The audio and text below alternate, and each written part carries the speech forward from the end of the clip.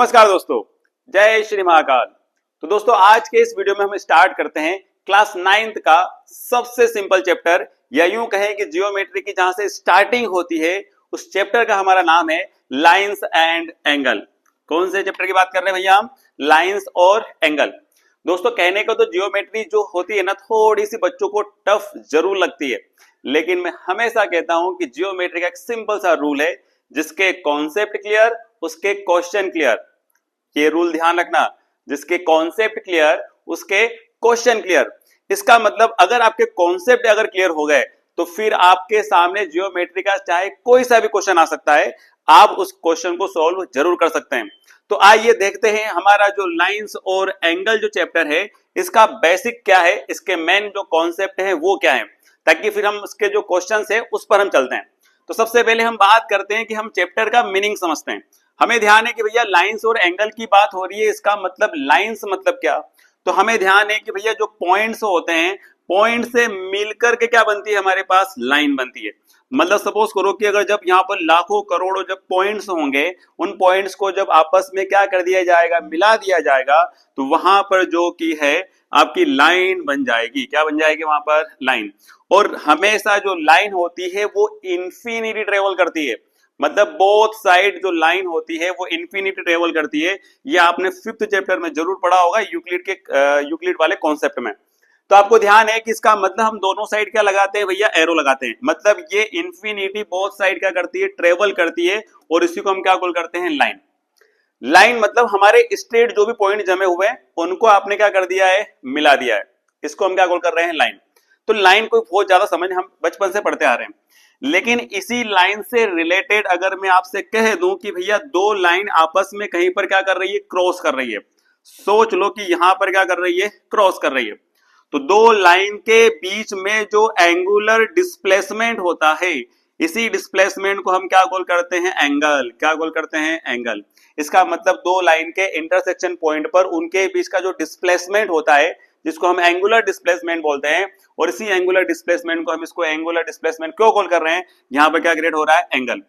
तो हमारा जो चैप्टर है कि भैया लाइंस और एंगल के बारे में पढ़ना है, लेकिन लाइंस और एंगल के बारे में पढ़ने से पहले हमें उसके कुछ बेसिक जो टर्म्स है उनको जरूर समझना पड़ेगा।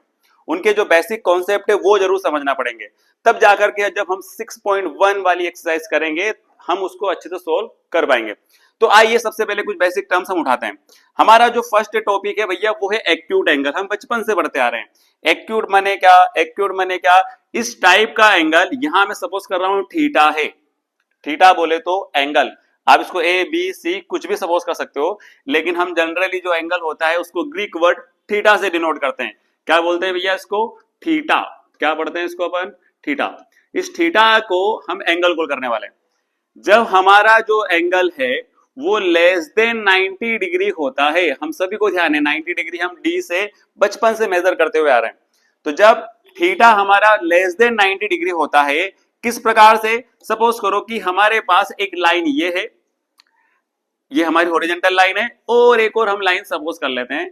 इन दोनों लाइन के बीच का जो एंगल आपको दिख रहा है, अगर ये 90 से लेस देन है, 90 मतलब एकदम परपेंडिकुलर होगा, तो 90 से क्या आ रहा है? लेस देन आ रहा है। तो 90 से लेस देन जो एंगल होगा उसको हम क्या कॉल करने वाले हैं? Acute angle. हमें ध्यान है अच्छे से। हम अगर राइट एंगल की बात करें तो राइट एंगल का मतलब होता है कि जब दो लाइंस के बीच का, जब दो लाइन के बीच में एंगल जो होता है वो जब 90 डिग्री होता है। ध्यान सुनना मुन्ना, जब एक हॉरिजॉन्टल लाइन और एक परपेंडिकुलर लाइन, वैसे दोनों अगर परपेंडिकुलर है तो यहां पर जो एंगल क्रिएट होगा उसको हम क्या कॉल करेंगे? Right angle. राइट एंगल मतलब जब आपका एंगल एक्यूरेट कितने डिग्री का होता है? 90 डिग्री का होता है। उस 90 वाले डिग्री एंगल को हम क्या कॉल करते हैं? राइट एंगल कॉल करते हैं। फिर और हम अगर जब आगे बढ़ते हैं, जब इन दोनों लाइन को स्ट्रेट कर दिया जाता है, एक लाइन आपकी इधर प्रोड्यूस हो रही है और उसी पॉइंट से एक लाइन आपकी इधर प्रोड्यूस हो रही है।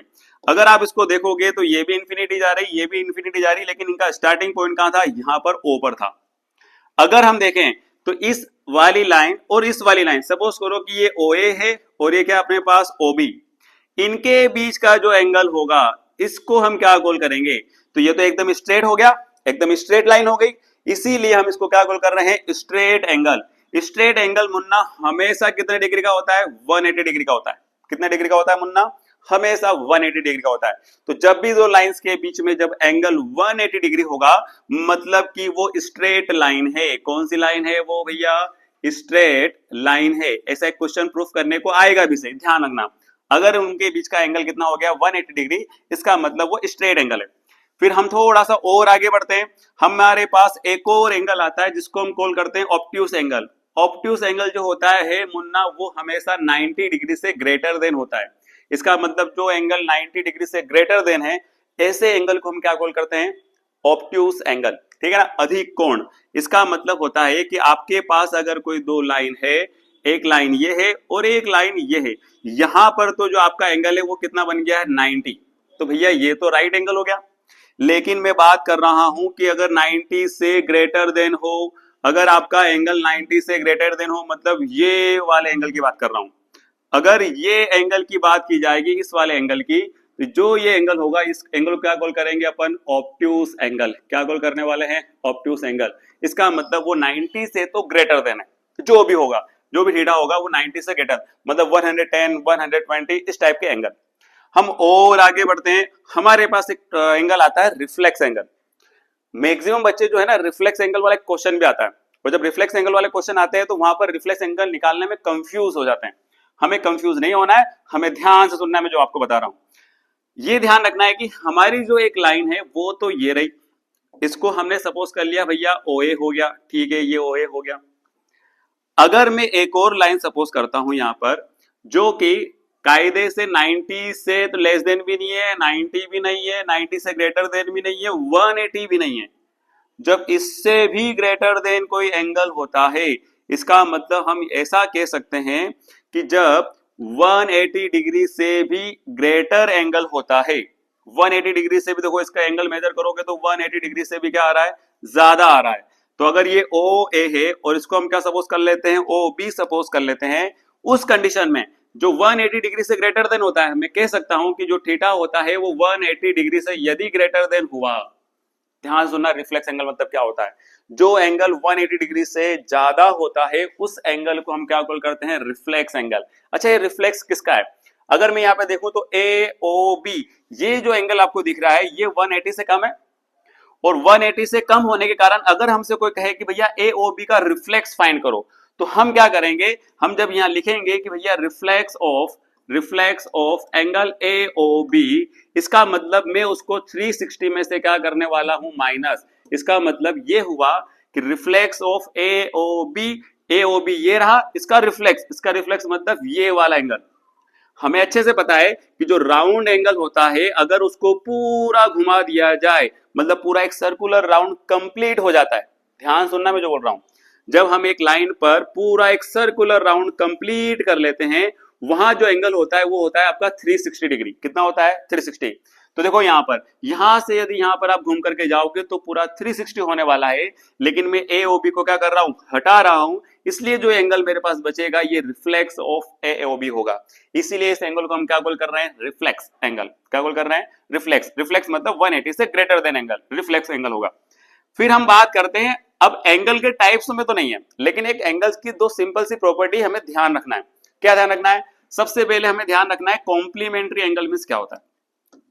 अगर हम सपोज करें कि भैया यहां पर आपके पास 90 डिग्री एंगल बन रहा है, कितना बन रहा है? 90। ध्यान सुनना, सब कॉम्प्लीमेंट्री मतलब क्या होता है, बच्चे बहुत कंफ्यूज होते हैं और ऑब्जेक्ट में भी पूछा जाता है कि हम सपोज कर लेते हैं ये OA है और ये क्या है? OB। बट अगर मैं यहां पर आपसे कहूं कि ये एंगल तो कितना हो रहा है आपका? 90, बट आपको अगर यहाँ पे समझाया जाए कि इसको बीच में से दो पार्टों में डिवाइड कर दो, मैंने इस 90 को दो पार्टों में क्या कर दिया? डिवाइड। सपोज करो कि ये वाला जो टुकड़ा होगा, ये वाला जो टुकड़ा होगा, इसको हम सपोज कर लेते हैं X और इसको हम क्या सपोज कर लेते हैं Y।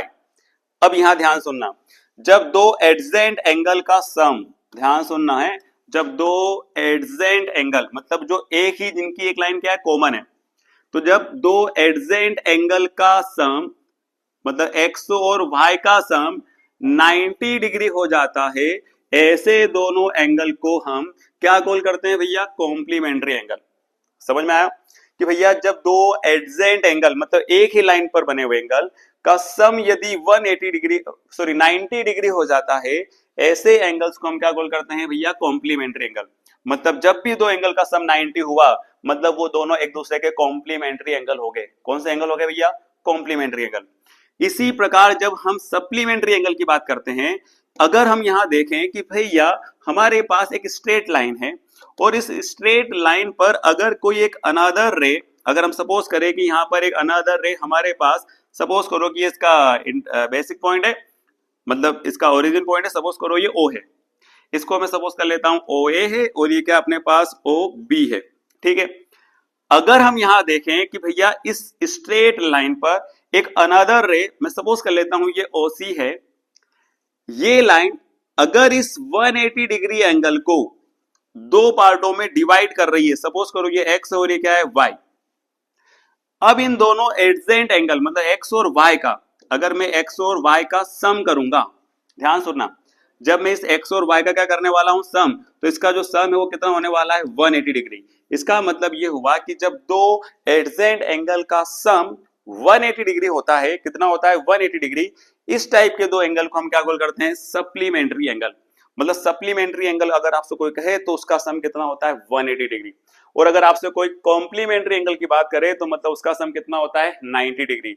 ये दोनों बेसिक वर्डिंग है, लेकिन ध्यान रखना इससे कई सारे आपके बेसिक कॉन्सेप्ट प्लस आपके ऑब्जेक्टिव और प्लस हम जब क्वेश्चन करेंगे वो भी आपके क्लियर होने वाले हैं। तो आइए, ये तो थी हमारे भैया एंगल से रिलेटेड कुछ बेसिक टर्म्स जो हमको याद रखना है। अगर हम इसमें थोड़ा सा और आगे बढ़े तो हमारे पास अभी हमने देखा था कि जो लाइंस होती है उन लाइन से रिलेटेड भी कुछ प्रॉपर्टीज होती है, कुछ रूल्स होते हैं, वो हमें क्या करना है ध्यान रखना है ना। कुछ प्रॉपर्टीज होती है वो हमको क्या करना है ध्यान रखना है। कौन सी प्रॉपर्टीज होती है?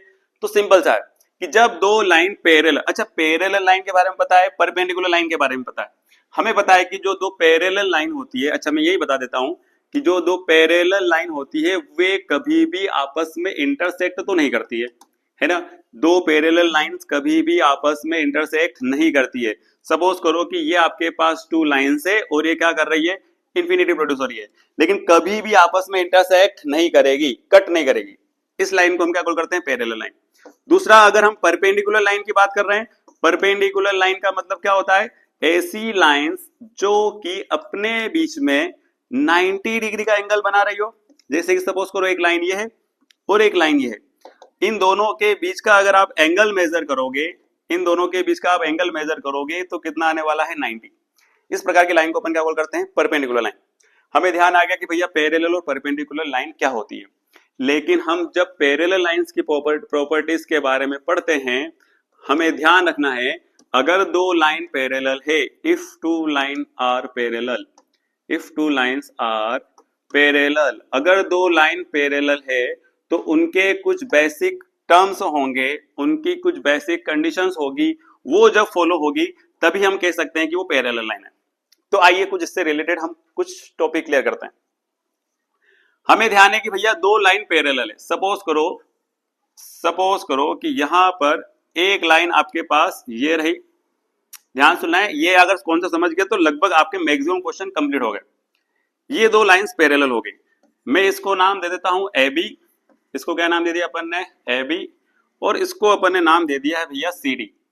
तो इस प्रकार से हमारे पास दो पैरेलल लाइन है। जब दो लाइन पैरेलल जा रही होगी, किसी को कोई लेना देना नहीं इनसे, लेकिन यहां पर एंट्री होती है किसकी? थर्ड लाइन की। किसकी एंट्री होती है? थर्ड लाइन की। मतलब ये दो लाइन आसानी से अपने जा रही थी, ये दोनों लाइन भी एक दूसरे को बिल्कुल भी कट नहीं कर रही थी, अपनी धुन में अपने रास्ते पर जा रही थी। लेकिन जैसे यहां पर कोई थर्ड लाइन की एंट्री होती है, देखो यहां पर एक थर्ड लाइन की एंट्री हो गई है। सपोज करो कि इस थर्ड लाइन को मैं सपोज कर लेता हूं पी क्यू, क्या सपोज कर लेता हूं पी क्यू। अब जैसे ये दो लाइन को इंटरसेक्ट करती है तो यहां पर कुछ कंडीशंस बनती है जो आपको ध्यान रखना है। पहली कंडीशन, हम किसको क्या गोल करने वाले हैं? यहां पर अगर देखेंगे तो देखो जब भी दो लाइन आपस में इंटरसेक्ट करती है वहां पर एंगल फॉर्म होते हैं। अगर दो लाइन पैरेलल है तो हम बात कर रहे हैं उसके इंटरनल एंगल की। ये भी इंटरनल, ये भी इंटरनल, ये भी इंटरनल और ये भी इंटरनल एंगल। ये दो अंदर की साइड बने एंगल को हम कॉल करते हैं इंटरनल एंगल, ठीक है। दूसरा या इंटीरियर एंगल। दूसरा, हम जब इस एंगल की बात करेंगे जो कि बाहर की ओर बन रहे हैं, सपोज करो कि यहां जो एंगल बन रहे हैं आपके ये हो गए, एक ये एंगल हो गया और एक ये एंगल हो गया, एक अपना ये हो गया और एक ये हो गया। अगर हम देखें तो यहां पर जो बाहर बन रहे हैं इनको कॉल किया जाता है एक्सटीरियर एंगल। क्या कॉल किया जाता है? Exterior angle. और जो अंदर की ओर बन रहे हैं इनको हम कॉल करते हैं इंटीरियर एंगल। क्या कॉल करते हैं? Interior angle. आंतरिक कोण और बाह्य कोण, सिंपल था। अब अगर हम यहां पर ध्यान दें कि भैया ये जो एंगल है, ये जो एंगल है इसको मैं सपोज कर लेता हूं 1, इसको मैं सपोज कर लेता हूं 2, 3, 4। अगर हम बाहर की बात करेंगे तो सपोज कर लो कि ये 5, 6, 7 और 8।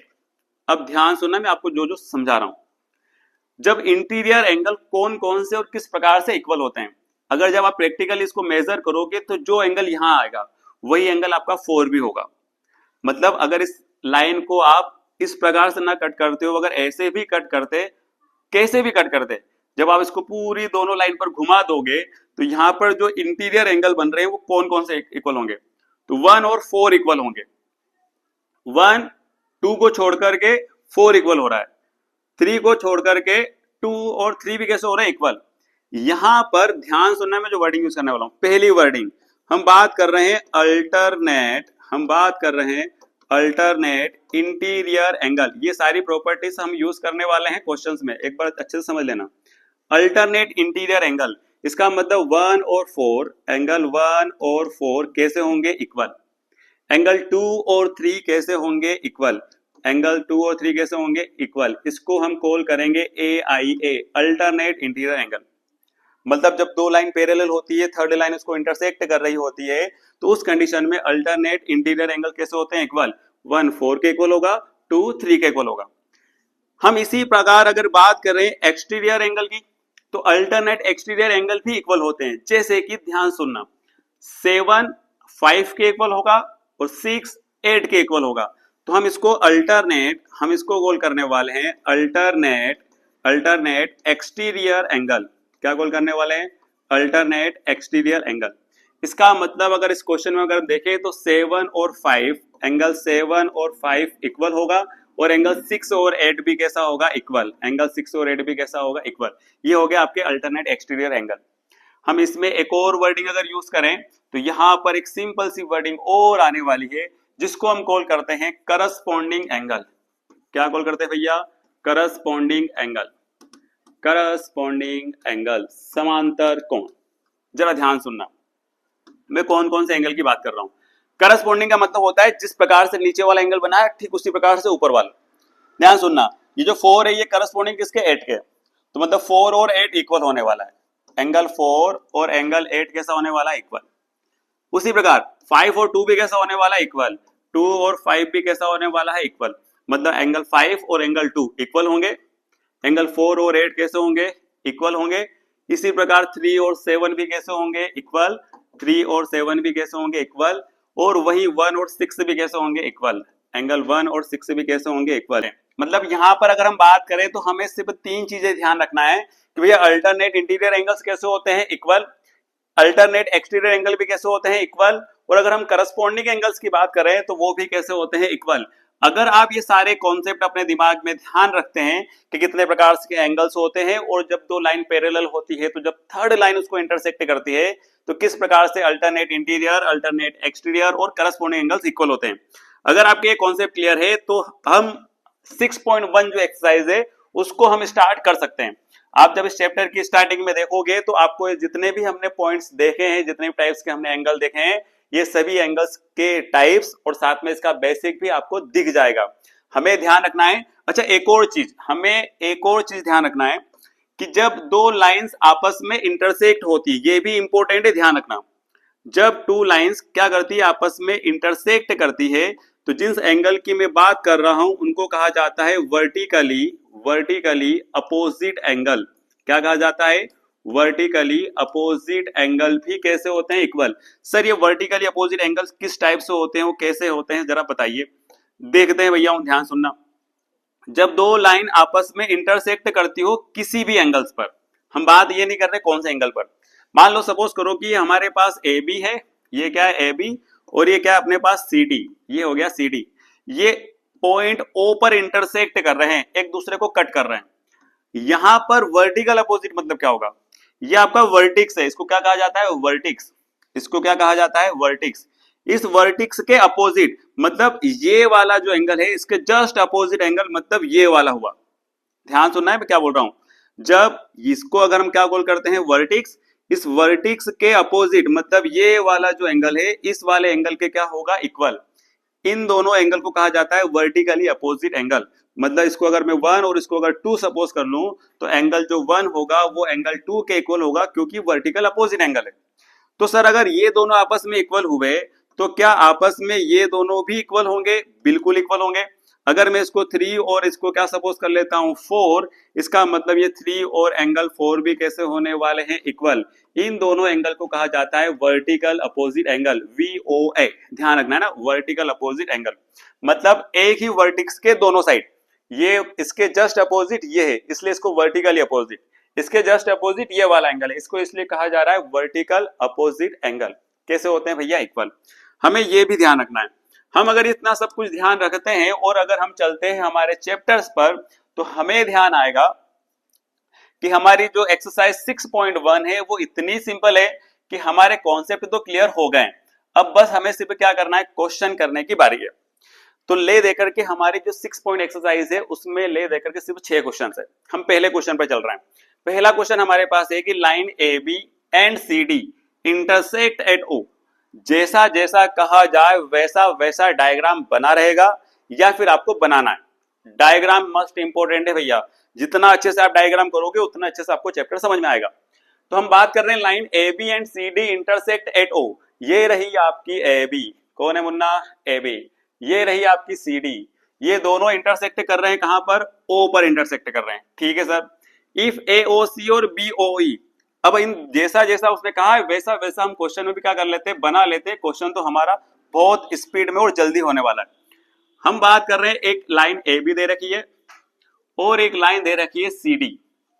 ये मैंने लिख दिया भैया AB, ये लिख दिया मैंने AB और इसको मैंने लिख दिया CD। ये हो गया आपके पास CD। इंटरसेक्ट कहां कर रहे हैं, O पर। उसने फिर कहा आपसे कि भैया एक और लाइन है OE भी है, यहां से एक और लाइन लेकर के जाओ OE। ये हो गया आपके पास OE, इसको क्या नाम देना अपने को, E। अब वो क्या कह रहा है जरा ध्यान सुनना। AOC और BOE वाला एंगल, ये रहा आपका AOC, ये रहा आपका BOE, इन दोनों का जो सम है वो 70 है। तो हम सबसे पहले लिख देते हैं गिवन दैट। क्वेश्चन के डायग्राम को समझने के बाद जो जो क्वेश्चन में दे रखा है सबसे पहले उसको लिखना है। डायग्राम समझते हैं लेकिन उसने जो दे रखा है पहले उसको लिख देते हैं। उसने कहा है angle AOC plus angle BOE, इन दोनों का जो सम दे रखा है वो 70 दे रखा है। एक और उसने बात कही है BOD, एंगल BOD जो दे रखा है वो दे रखा है 40 डिग्री। हमें जो फाइंड करना है वो भी लिख लो, हमें जो फाइंड करना है वो भी लिख लिया जाए। वी फाइंड दैट, हमें क्या फाइंड करना है, दो चीजें फाइंड करना है। पहला है एंगल BOE, हमें फाइंड करना है एंगल BOE, और दूसरा फाइंड करना है हमें रिफ्लेक्स ऑफ, हमें फाइंड करना है रिफ्लेक्स ऑफ एंगल COE। ध्यान सुनना मुन्ना, अब इसके लिए हम क्या क्या करने वाले हैं। सबसे पहले मैं हमेशा बच्चों को एक ही कहानी सुनाता हूं कि भैया जो भी डायग्राम को समझ गया उसका क्वेश्चन समझ में आ गया। तो सबसे इंपॉर्टेंट है आपको डायग्राम को समझना। हम डायग्राम की अगर बात करें यहां पर तो डायग्राम में क्या क्या दे रखा है और क्या हमको फाइंड करना है। हमें ध्यान है कि AOC और BOE दोनों का सम करके दे रखा है, कितना दे रखा है 70। फिर उसने कहा BOD, ये रहा BOD, ये जो एंगल है ये कितना दे रखा है उसने 40 डिग्री। अच्छा कुछ घन चक्कर ऐसे भी होते हैं उनको ये भी नहीं पता है कि जो एंगल होता है ये जो साइन है ये एंगल का साइन है। अगर मैं यहां पर लिख रहा हूं BOD, इसका मतलब जो बीच में मेरा लेटर लिखा होता है, ध्यान सुनना, जो है बीच में लेटर लिखा होता है उसी एंगल की बात कर रहे हैं। मतलब हमारा मेन एंगल वही है, ये राइट साइड वाली साइड दूसरी है। मतलब हम जब भी अगर हमने लिखा एंगल ABC मतलब वहां B की बात हो रही है। अगर मैंने एंगल लिखा PQR मतलब वहां पर Q की बात हो रही है। अगर मैंने लिखा AOC मतलब वहां पर O की बात हो रही है। जो बीच में लिखा रहेगा वही हमारा क्या होने वाला, एंगल होने वाला, वो हमारा मेन एंगल होने वाला है। कुछ को नहीं पता होता है, ध्यान रखना है। BOD कितना दे रखा है 40 डिग्री, तो ये दे रखा है 40 डिग्री। हमें फाइंड करना है BOE, कहां दिख रहा है मुन्ना BOE, ये रहा BOE, इसको हमको क्या करना है फाइंड। ध्यान सुनना, इसको हमको क्या करना है फाइंड। आप सोच रहे होंगे सर ये और ये तो दे रखा था, दोनों का सम दे रखा था, ये दे नहीं रखा था, है ना, इसको हम निकालेंगे। दूसरा, हमें एक और चीज पता है, सीओई का रिफ्लेक्स, तो सीओई कहां है, ये रहा सीओई, मतलब एक एंगल हमें ये फाइंड करना है, इन दोनों एंगल को फाइंड करना है, लेकिन इसका रिफ्लेक्स निकालना है। मतलब पहले आप सीओई तो निकालोगे ही, लेकिन जैसे ही आ जाएगा उसके बाद इसका रिफ्लेक्स, मतलब इसको छोड़ करके बाकी जो सब कुछ बच रहा है वो। तो आइए देखते हैं कैसे। सबसे पहले उसने दे रखा है एओसी और बीओई भैया 70 है, ठीक है। अभी अभी हमने पढ़ा कि जब दो लाइन आपस में इंटरसेक्ट करती है, वर्टिकली अपोजिट एंगल कैसे होते हैं बताओ, वर्टिकल अपोजिट एंगल कैसे होते हैं, इक्वल। मतलब इधर 40 दे रखा तो बताओ इधर भी कितना होगा, 40 होगा, ध्यान है। तो अगर हम बात करते हैं यहां पर कि इफ लाइन अपने पास कौन सी है, A B and C D, A B and C D intersect कर रही है, तो हमारे जो एंगल है कौन कौन से, जो हमारा बी ओ डी होगा, एंगल बी ओ डी होगा, वो इक्वल होगा ए ओ सी के। किसके इक्वल होगा, ए ओ सी के। ये मैं नहीं बोल रहा हूं, ये कौन बोल रहा है, वर्टिकल अपोजिट एंगल। किसका कहना है ऐसा, वर्टिकल अपोजिट एंगल का। बीओडी बताओ कितना था हमारे पास, 40 डिग्री था, तो बताओ एओसी भी कितना आ जाएगा आपके पास, एओसी भी कितना आ गया, 40। इसका मतलब इतना काम तो हमारा हो गया। कितना काम हो गया कि हमारे पास एओसी आ गया, एओसी कितना आ गया, 40। अच्छा एओसी आ गया तो बीओई निकाल सकते हैं, जैसा कि उसने कहा है एंड करके, जरा ध्यान सुनना। उसने कहा था एओसी प्लस बीओई का जो सम दे रखा है वो कितना दे रखा है, 70। एओसी आपने निकाला, अभी कितना है आपके पास, 40, पुट कर दीजिए। बीओई को क्या कर लीजिए यहां से सेपरेट, ये आपने सेपरेट कर लिया। 40 प्लस का उस साइड गया तो माइनस का, मतलब आपके पास एंगल बीओई आ गया 70 माइनस 40, और आपका जो एंगल बीओई है वो आ गया आपके पास 30 डिग्री। मतलब एक काम हमारा हो गया, इसको पैक कर दीजिए। उसने कहा था बीओई फाइंड करना, आगे हमारे पास 30। क्वेश्चन में समझो तो भैया ये अगर 40 हो गया है तो बताओ ये कितना बचेगा, 30, क्योंकि दोनों का सम कितना हो रहा था, 70। तो ये 40 हो गया, 40 माइनस कर दो, कितना बचा, 30। ठीक है, ये हमारे पास 30 आ गया। अब हमें फाइंड करना सीओई फाइंड करना है। इसके लिए क्या चाल चलेंगे जरा ध्यान सुनना, सीन्स करके लिखेंगे। A O B is a line, A O B is a line है, क्या है अपने पास, लाइन। और अभी अभी हमने पढ़ा कि लाइन पर बने दोनों एंगल का सम 180 डिग्री होता है। मतलब अगर हम यहां पर इन तीनों एंगल को सम कर दें, ए ओ सी, सी ओ ई और बी ओ ई को, तो ध्यान सुनना है, A O C plus B O E plus angle C O E, अगर इन तीनों को सम कर दिया जाए, इसको इसको और इसको, तो कितना होने वाला है मुन्ना, 180, क्योंकि लाइन है, लाइन पर बने सम 180 होता है। एओसी और बीओई का सम कितना अपने पास, 70। सीओई हमें क्या करना है, फाइंड, इक्वल टू कितना हो गया, 180। 70 प्लस का उस साइड जाएगा मुन्ना, किसका हो जाएगा, माइनस का, मतलब सीओई इक्वल टू क्या हो जाएगा, 180 माइनस 70। माइनस करो इसको, तो सीओई जो है वो हमारे पास हो गया 110।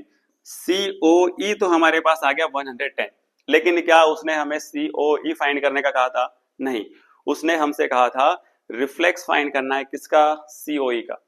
और मैंने हमेशा आपसे कहा है कि अगर रिफ्लेक्स आपको अगर फाइंड करना है तो उसका एक सिंपल सा कॉन्सेप्ट है, पहले जिसका रिफ्लेक्स फाइंड करना उस एंगल को फाइंड कर लो। सीओई का रिफ्लेक्स फाइंड करना था, इसलिए हमने किसको फाइंड कर लिया, सीओई को।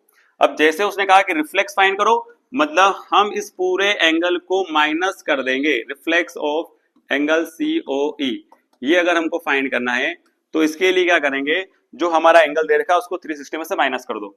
तो जैसे आप 360 में से माइनस करोगे सीओई को, यहां आपके पास 360 माइनस 110, जैसे ही आपने माइनस करा आपका जो आंसर है वो कितना आ गया, 250। यही आपका रिफ्लेक्स ऑफ सीओई है। मतलब वो बोल रहा है कि 110, ये तो आपका 110 आ गया, इस 110 को छोड़ करके मतलब बाकी जो ये बच रहा है इसको हम क्या कॉल करते हैं, रिफ्लेक्स। क्या कॉल करते हैं, रिफ्लेक्स। तो हमारा रिफ्लेक्स कितना आ गया भैया, 250। ये था आपका क्वेश्चन नंबर फर्स्ट 6.1 एक्सरसाइज का। अब अगर हम बात करें हमारे एक्सरसाइज 6.1 के क्वेश्चन नंबर सेकंड की, तो आइए देखते हैं हमारे क्वेश्चन नंबर सेकंड हमसे क्या कहना चाह रहा है। वाह, लिखा है line X Y and M N intersect at O. दो लाइन है X Y and M N, intersect कर रहे हैं किस पर, ओ पर। इफ पी ओ वाई, ये रहा आपका पी ओ वाई कितना दे रखा है 90 डिग्री। ए और बी का जो रेशो दे रखा है वो कितना दे रखा है 2:3। आपको फाइंड क्या करना है सी। इसके लिए एक छोटा सा मैंने एक शॉर्ट भी बनाया, उसको भी जरा ध्यान से सुन लेना, उसको भी ध्यान से देख लेना। आपके पास है यहां पर एक्स वाई और एक और उस पर क्या है एम एन। तो ये आपके दो लाइन हो गए कि भैया X Y and M N. M N जो है वो आपकी इस प्रकार से नहीं है, एम एन जो है वो इस प्रकार से आने वाली है और इस पर एक परपेंडिकुलर लाइन। तो अगर हम यहां पर देखें तो ये हो गया आपके पास एक्स वाई, ये हो गया एक्स वाई, ये लाइन हो गई आपकी एम एन, ये क्या हो गया आपकी एम एन, और इसको आप सपोज कर लो पी। तो पी ओ वाई तो उसने दे रखा है 90 है, ठीक है। ये आपको दे रखा है ए, ये दे रखा है बी और आपसे कहा है सी। ए और बी का रेशो दे रखा है। तो सबसे पहले जो दे रखा है गिवन उसको हम लिख देते हैं गिवन दैट। ये रेशो वाला क्वेश्चन है, ए और बी का रेशो दे रखा है। रेशो वाले क्वेश्चन को कैसे सोल्व करते हैं जरा ध्यान सुनना इधर। एंगल पी ओ वाई जो दे रखा है वो दे रखा है 90 और ए और बी का जो रेशो दे रखा है वो कितना दे रखा है 2:3। आपसे फाइंड करना है, आपको फाइंड करना है फाइंड सी। क्या फाइंड करना है सी। नाउ इसके लिए क्या करेंगे, सबसे पहले जो भी आपको रेशो दे रखा है उस रेशो को सबसे पहले सपोज कर लीजिए, क्योंकि रेशो कभी भी एग्जैक्ट वैल्यू नहीं होता है। मान लो कि यहां पर लिखा है 40 और यहां लिखा हुआ है 60। अगर मैं इसका रेशो करता हूं, इसको रेशो मतलब इसको अपॉन करता हूं, तो देखो 0 से 0 कैंसिल, 2 2 जा 4, 2 3 जा 3, मतलब इनका जो रेशो आ गया वो कितना आ गया 2:3। मतलब जब भी रेशो की बात की जाएगी वो कभी भी एग्जैक्ट वैल्यू तो नहीं होगी। 2 और 3 में किसका मल्टीप्लाई करना होगा, तो 2 और 3 में हमको 20 का मल्टीप्लाई करना होगा। किसका मल्टीप्लाई करना होगा 20 का। और अगर हमें 20 का मल्टीप्लाई करना है इसका मतलब 20 एक नंबर हो गया। ऐसे ही फिक्स नंबर का अगर हम जब दोनों रेशो मल्टीप्लाई कर देते हो तो हमारे पास एग्जैक्ट वैल्यू आ जाती है। उसी एग्जैक्ट वैल्यू को हम सपोज कर रहे हैं। तो देखो यहाँ पर सपोज कर रहा हूं, लेट जो भी रेशो दे रखा है उसको सपोज करना, ध्यान सुनना। ए क्या हो जाएगा अपने पास 2x, x बोले तो आपका कांस्टेंट नंबर जो आपको अभी फाइंड करना है, और b आपका क्या हो जाएगा आपके पास 3x। a और b आपने सपोज कर लिए। अब जरा ध्यान सुनना है मैं जो कह रहा हूं। एक्स वाई आपके पास एक लाइन है, X Y is a line, X Y is a line. अगर एक्स वाई लाइन है तो लाइन पर बने तीनों एंगल का सम कितना होगा 180। इसका इसका और इसका सम, मतलब angle A angle B plus 90, तीनों का सम कितना होने वाला है 180। A plus B plus 90, A plus B plus 90 का सम कितना होने वाला है 180, क्योंकि एक्स वाई एक लाइन थी।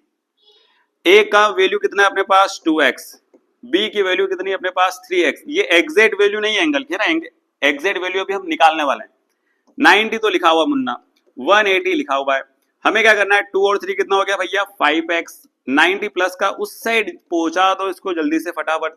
तो 180 माइनस 90 कितना हो गया, 180 माइनस 90 कितना होगा, 180 माइनस 90 होगा 90। हम अगर यहां से x को सेपरेट कर लें, किसको सेपरेट करें x को, तो भैया 90/5 डिवाइड करना आता है, कैंसिल करो कितना आएगा आपके पास 18। मतलब आपके पास जो x है वो आ गया 18। कई सारे बच्चे समझते हैं कि ये एंगल आ गया, ये एंगल नहीं है, ये कांस्टेंट वैल्यू है जो आपने यहां पर क्या किया था सपोज किया था उसको। अब जब ये आ गया है तो आप a और b भी फाइंड कर सकते हो, उसने पूछा नहीं है लेकिन फाइंड कर सकते हो। a कितना आपके पास 2x, x की वैल्यू कितनी है आपके पास 18, 18 का 2 से मल्टीप्लाई करो कितना हो जाएगा 36। b की वैल्यू कितनी है आपके पास 3x, 3x, x अभी आपने निकाला कितना है मुन्ना 18, 18 3 कितना होता है भैया 54, 18 54, b आ गया आपके पास 54। सर हमें फाइंड करना है c, तो हम a और b क्यों निकाल रहे हैं, तो मुन्ना जरा ध्यान सुनना। अगर हमें c फाइंड करना है तो उसके लिए हमको b का होना बहुत जरूरी है। अगर हम c फाइंड करेंगे तो b होगा तभी कर पाएंगे, क्योंकि ये भी एक लाइन है और लाइन पर बने दोनों एंगल का सम कितना, जिसको हम linear pair of angle call करते हैं। अब अगर आपको यहां पर कॉन्सेप्ट क्लियर हो गया है तो हम फिर से एक रीजन देंगे कि भैया एमएन भी तो लाइन है, एमएन इज अ लाइन, और लाइन पर बने दोनों एंगल का सम मतलब एंगल बी प्लस सी का सम कितना होगा 180, कितना होगा 180। बी हमने निकाल लिया था कितना था अपने पास 54 प्लस सी इक्वल टू कितना हो जाएगा 180। और जब हम यहाँ से सी को सेपरेट करेंगे तो 180 माइनस कितना हो जाएगा 54, और आपका जो 180 माइनस 54 अगर आप करोगे तो कितना आएगा 126। मतलब आपका एंगल सी आ गया है 126। कितना आ गया है 126। कौन से कॉन्सेप्ट से भैया कि बी और सी का सम कितना होता है 180, बी हमने पहले ही निकाला था 54 प्लस का इस साइड आया तो माइनस का, और सी की वैल्यू आ गई आपकी 126। तो क्वेश्चन सिंपल है, सिर्फ आपको कॉन्सेप्ट क्या करना है, ध्यान रखना है। और जैसी मैं लैंग्वेज लिखवा रहा हूं ऐसी ही लैंग्वेज अगर आप एग्जाम पेपर में अगर यूज करते हो कॉपी के अंदर, बहुत अच्छी आपकी मार्किंग होने वाली है। हम चलते हैं हमारे क्वेश्चन नंबर 3 पर। बहुत इजी और सिंपल क्वेश्चन, बट इसमें कोई एंगल दे ही नहीं रखा है, वो प्रूफ आपको जमाने भर का करना है। क्या करना है, देखो क्या बोला उसने, P Q R P R Q के इक्वल है। छोटा सा क्वेश्चन लेकिन confusing question. P Q are Q के इक्वल है, पी क्यू आर ये दोनों एंगल इक्वल है। और आप सबको क्या करना है, पी क्यू एस और पी आर टी इक्वल करना है। पी क्यू एस ये एंगल, पी आर टी इसके क्या करना है, इक्वल। क्वेश्चन इतना सिंपल है, इतना छोटा सा क्वेश्चन है, लेकिन बच्चे छोटे क्वेश्चन में कंफ्यूज हो जाते हैं क्योंकि उनके कॉन्सेप्ट क्लियर नहीं होते। तो जिनके कॉन्सेप्ट क्लियर नहीं वो कंफ्यूज होंगे। हमें कंफ्यूज नहीं होना है, तो हमारे कॉन्सेप्ट क्या रखना है, क्लियर रखना है। उसने कहा कि भैया एस टी यहाँ पर क्या है, एक लाइन, और इसी लाइन पर अगर हम यहाँ पर एक और ट्राइंगल सपोज करें पी क्यू आर, तो ये आपका हो गया पी क्यू और आर। क्वेश्चन में जरा मजेदार है, ध्यान सुनना। उसने कहा था पी क्यू आर इक्वल है किसके, पी आर टी के, ये दोनों इक्वल है। हमें क्या प्रूफ करना है, पी क्यू एस इक्वल है पी आर टी के, इसके इक्वल है। सर क्या करेंगे, कुछ नहीं करेंगे, जो दे रखा है उसको लिखना है। सबसे पहले गिवन दैट, ये लिख दिया अपन ने, given that P Q are के इक्वल है, पी आर क्यू के इक्वल है।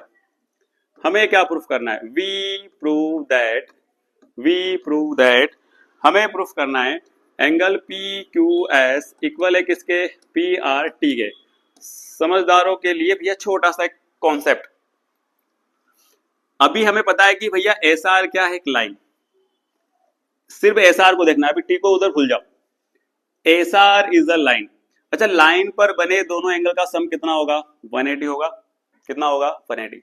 अगर मैं एस आर को लाइन सपोज कर लेता हूं तो मैं लिखूंगा since S R is a line and, अच्छा उस लाइन पर कौन खड़ा हुआ है, P Q, and P Q stand on.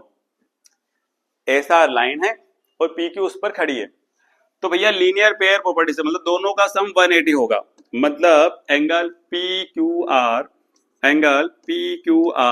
और एंगल पी क्यू एस दोनों का सम कितना होगा मुन्ना, 180। इक्वेशन नंबर, इसको क्या नाम दे देना, फर्स्ट। इतना सा करना है। यही लॉजिक आपको फिर से यूज करना है। आपका दिमाग चल रहा होगा कि ये अगर यहाँ पर स्टैंड है एस आर पर, इसका मतलब क्यू टी पर पी आर भी तो क्या है, स्टैंड है। हम यहाँ पर पी क्यू टी फिर एक लाइन लिखेंगे, since Q T is a line, और इस पर कौन स्टैंड है, P R, and P R stand on, और यहां पर कौन सी लाइन है, पी आर। तो यहां पर देखना पी आर क्यू और P R T, angle P R Q plus angle P R T, दोनों का सम कितना होगा, 180। इसको नाम देंगे इक्वेशन नंबर 2। हमें ध्यान आ गया कि भैया इक्वेशन नंबर फर्स्ट और 2 को ध्यान से देखो, दोनों के आरएचएस में 180 और 180 आ रहा है, इधर भी 180 आ रहा है और इधर भी कितना आ रहा है, 180। सोचो जरा, जिसके आरएचएस इक्वल हो रहे हैं उनके क्या एलएचएस इक्वल नहीं होंगे, बिल्कुल होंगे। इसका मतलब by equation number first and equation number second, RHS equal है तो एलएचएस भी इक्वल होंगे।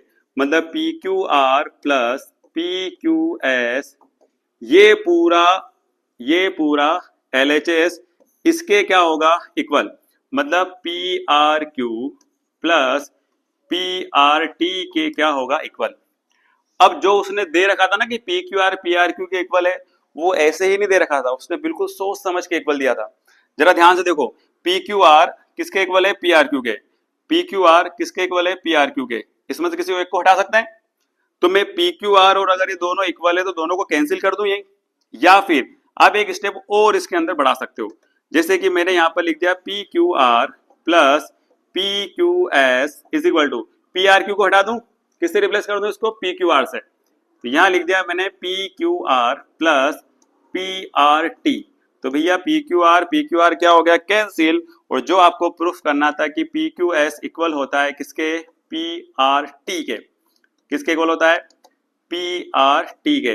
इसका मतलब यही तो हमें प्रूफ करना था, है ना। छोटा सा कॉन्सेप्ट, क्या करना है, एक बार इस वाले पॉइंट पर दोनों का लीनियर पेयर प्रॉपर्टी लेना है, दोनों का सम कितना होता है 180।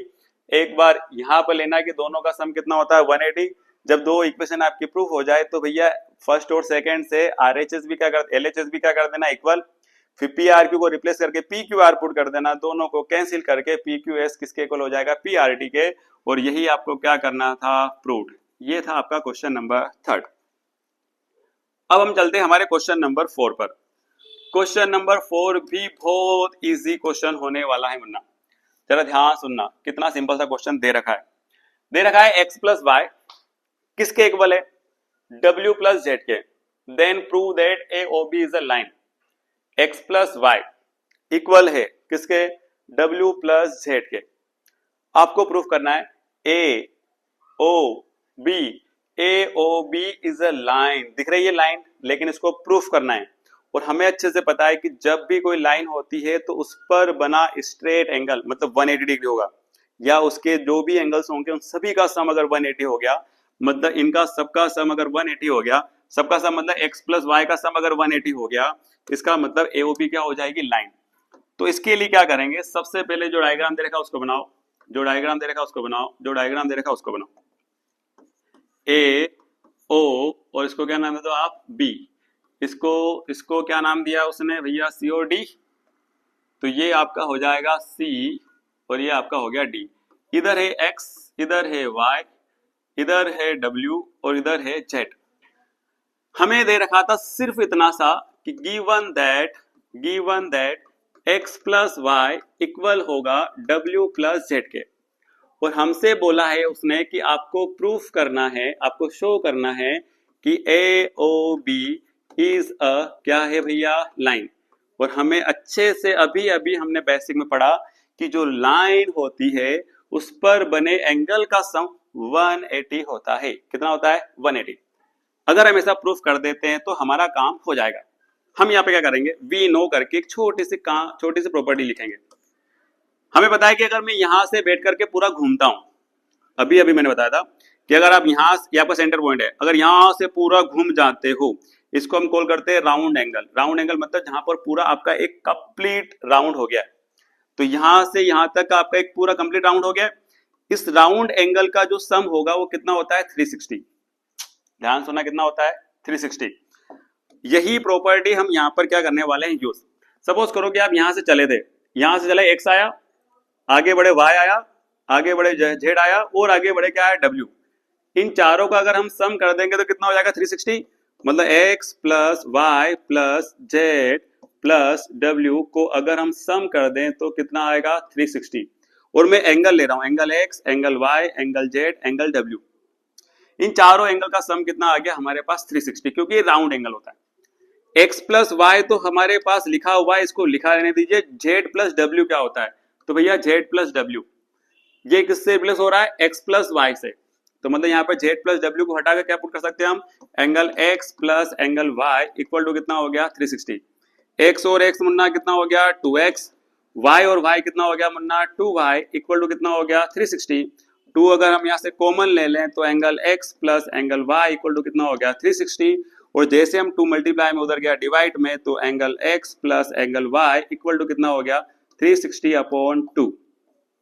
कई सारे बच्चों को डिवाइड करना नहीं आता, भैया डिवाइड कर लेना, कितना आएगा, 180।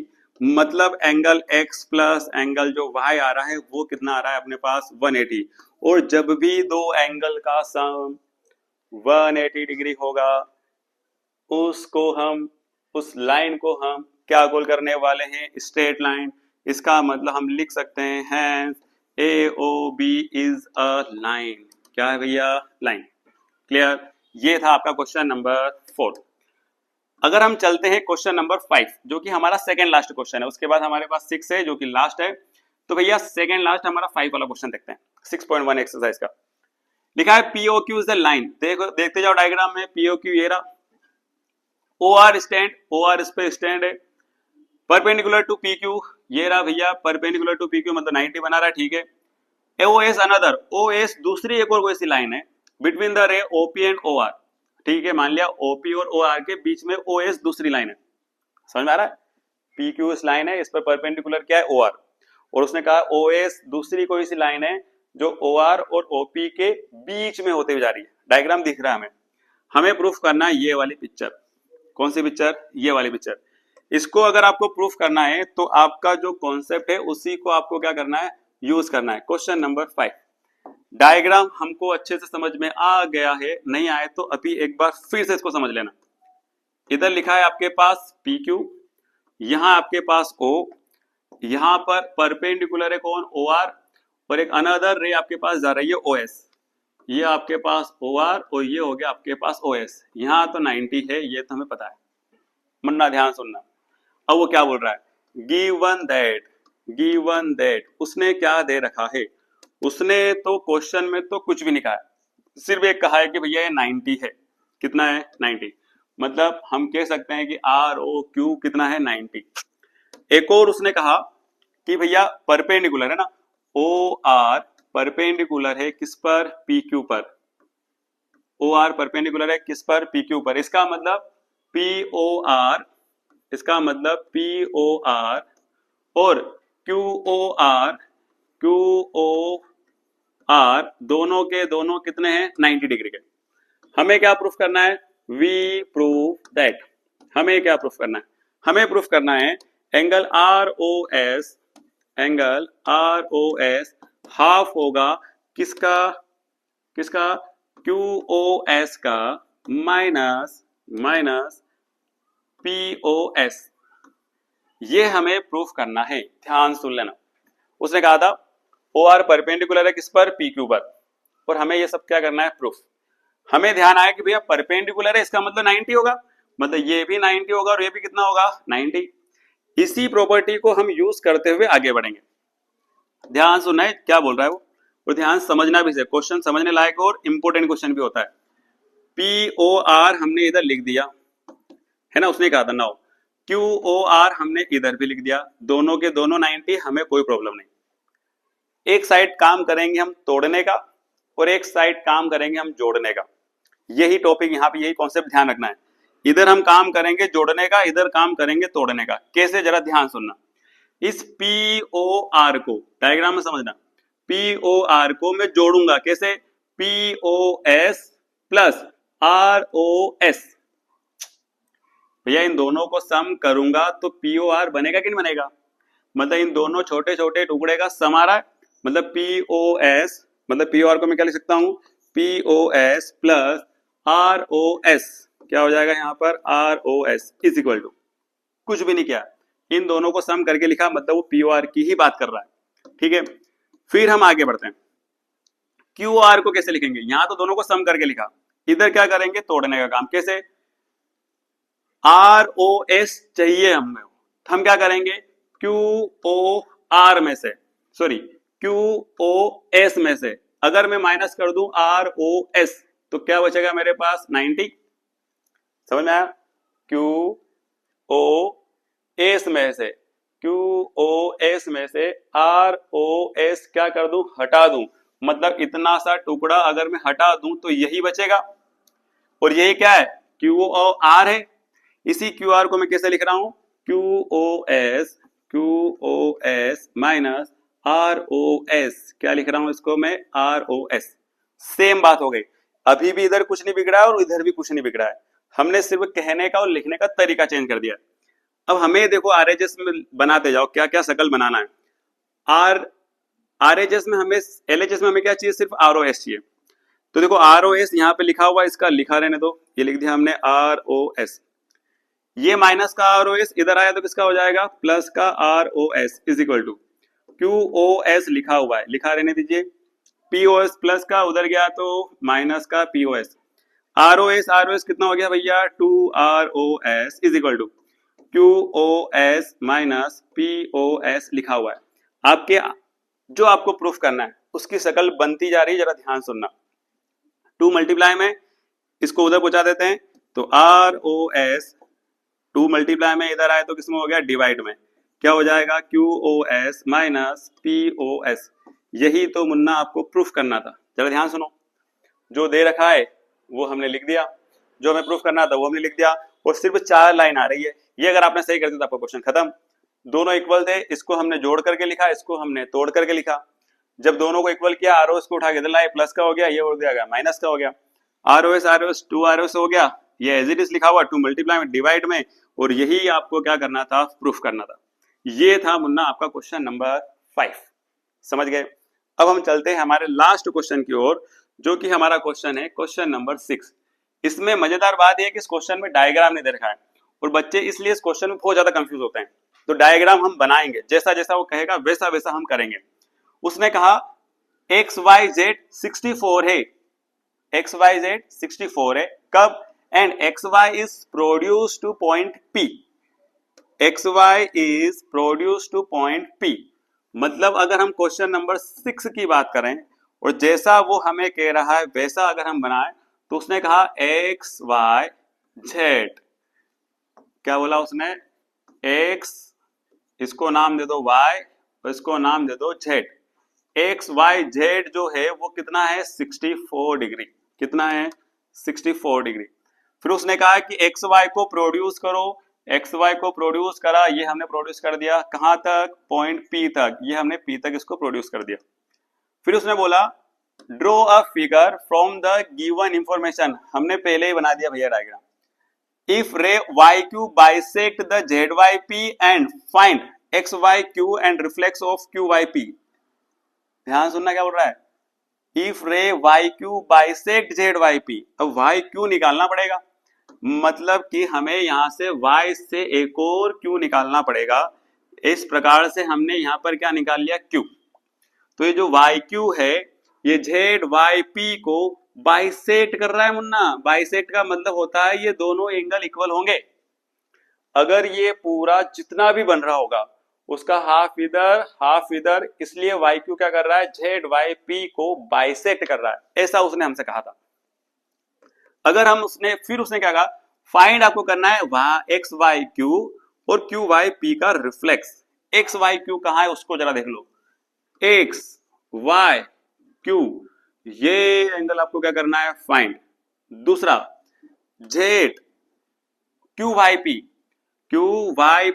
ये इस एंगल का रिफ्लेक्स फाइंड करना है। समझ गए। तो जो दे रखा है पहले उसको हम लिख देते हैं, गिवन दैट उसने कहा था एंगल XYZ कितना है, 64। क्लियर, ठीक है भैया। YQ बाइसेक्ट कर रहा है ZYP को, YQ बाइसेक्ट एंगल ZYP। हमें क्या क्या फाइंड करना है वो भी लिख दो, वी फाइंड। पहली चीज हमें फाइंड करना है एंगल ZYQ, दूसरा हमें फाइंड करना है reflex of QYP, angle QYP। और हमें अच्छे से पता है कि रिफ्लेक्स फाइंड करना QYP का मतलब पहले QYP निकालना पड़ेगा। चलो बाद में देखते हैं, सबसे पहले हम क्या कर सकते हैं वो देखते हैं। XY को ही हमने प्रोड्यूस करा था P तक, मतलब ये लाइन ही चल रही है, तो लाइन पर बने सभी एंगल का सम 180 होता है। अभी हमें पता ही नहीं कि YQ और बाइसेक्ट कर रहा है, उसने बाद में कहा है। तो सबसे पहले हम निकालेंगे ZYP, निकालेंगे क्या निकालेंगे, ZYP। तो हम पहले यहां पर एक रीजन देते हैं कि भैया XP अगर एक लाइन है, XP इज अ लाइन, अगर XP एक लाइन है तो वहां पर YZ क्या है, उस पर स्टैंड है। इसका मतलब XYZ, angle XYZ plus ZYP, angle ZYP, दोनों का सम कितना होगा, 180। XYZ कितना दे रखा है, 64, और ZYP हमें क्या करना है, फाइंड 180 लिखा हुआ है। 64 प्लस का उधर गया तो मुन्ना माइनस का, 180 माइनस 64 करो तो कितना होगा, जो ZYP है वो कितना आएगा, 180 में से 64 गया तो कितना बचा भैया, 100, और अगर 64 को प्लस करोगे तो कितना आएगा, 16, 116, 6 4 4 10 1 5 7, कितना बचा, 116 डिग्री। मतलब एंगल ZYP कितना आ गया आपके पास, 116। ये पूरा एंगल, ये दिख रहा है, ये पूरा एंगल कितना आ गया, 116। उसने हमसे क्या कहा था, उसने हमसे कहा था वाई क्यू बाइसेक्ट कर रहा है जेड वाई क्यू को, since Y Q bisect angle Z Y P, Z Y P को बाइसेक्ट कर रहा है। बाइसेक्ट का मतलब होता है दो इक्वल पार्टों में डिवाइड कर रहा है। इसका मतलब ये हुआ कि अगर हम बात करें जेड वाई क्यू की, जेड वाई क्यू की, तो जेड वाई पी का आधा है।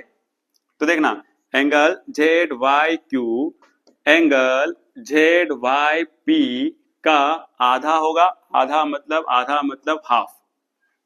क्या बोला मैंने, जेड वाई क्यू ये वाला एंगल जेड वाई पी इस वाले एंगल का हाफ होगा, जेड वाई पी का हाफ है।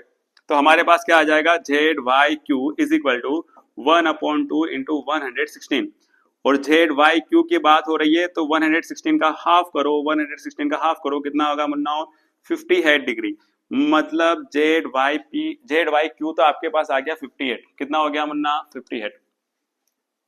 अच्छा बताओ ये अगर 58 है तो ये भी कितना होगा 58, क्योंकि 58 को प्लस करेंगे तो भैया 116 हो जाएगा। तो पहला काम तो हमारा हो गया, जेड वाई क्यू आ गया, जेड वाई क्यू आ गया, पहला काम खत्म 58। अब उसने कहा था क्यू वाई पी का रिफ्लेक्स। अच्छा बताओ जेड वाई क्यू अगर 58 है तो Q Y P angle Q Y P ये भी कितना होगा 58, ये भी कितना होगा, ये भी कितना होगा 58। मतलब क्यू वाई पी भी हमारे पास कितना आ गया 58। अब उसने हमसे कहा था रिफ्लेक्स फाइंड करना है। क्या फाइंड करना है, रिफ्लेक्स। तो reflex of angle Q Y P, और क्यू वाई पी का रिफ्लेक्स फाइंड करना है ना मुन्ना, तो 360 में से पहले क्यू वाई पी को माइनस करना पड़ेगा। तो 360 minus angle Q Y P, और 360 माइनस क्यू वाई पी कितना आया था, क्यू वाई पी कितना आया था भैया 58, माइनस कर दो कितना हो गया 58। बताओ कितना बचेगा 302, कितना बचेगा 302। सिंपल सा है कि भैया reflex of Q Y P आ गया हमारे पास 302। तो क्वेश्चन सिंपल है। मजेदार बात यह है कि सिर्फ आपको कॉन्सेप्ट क्लियर होना चाहिए, जिसके कॉन्सेप्ट क्लियर उसकी जियोमेट्री पूरी क्लियर, उसके क्वेश्चन भी क्लियर। तो ये था हमारा क्वेश्चन नंबर 6। अब हम चलेंगे 6.2 वाली एक्सरसाइज पर, और उसके लिए अभी हमने पैरेलल लाइन वाला कॉन्सेप्ट जो पढ़ा था वो हमको यूज होने वाला है। तो हम मिलते हैं इसके लिए एक नए वीडियो में। नेक्स्ट वीडियो मेरा जो होने वाला है वो 6.2 पर होगा। यदि आपको ये चैनल पसंद आ रहा हो और आपको अगर वीडियो समझ में आ रहे हैं तो मेरे चैनल को लाइक शेयर एंड सब्सक्राइब जरूर करें। जय हिंद।